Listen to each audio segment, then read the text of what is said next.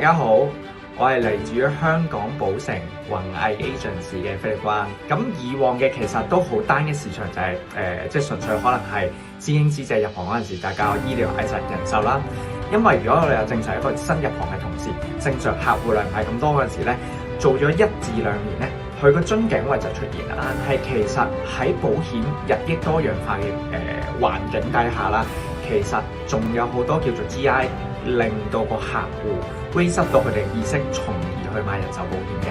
咁我自己透過好多 GI 嘅行政理賠或者可能係報價上面嘅嘢咧，令到個客戶提升佢哋嘅信心，從而嘅佢哋會再買好多唔同嘅人壽單嘅。OK， 咁所以玩個生態圈，其實人壽嘅生態圈同埋一般保險嘅生態圈，其實可以結合埋一齊嘅，令到個同事可以解決到最重點嘅問題，就係客戶量嘅問題。咁如果或者一開始入行嗰陣時就發展一個 GI 保險生意，同時間發展人壽生意咧，對於佢嚟講 GI to Life 嘅動力就會大好多。OK， 咁內在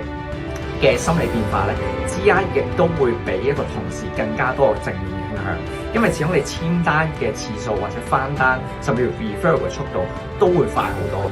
我自己認為 GI 可以幫到無論心態，甚至乎外在嘅環境，都可以幫到好多同事唔同嘅一個全新嘅角度去睇保險業咯。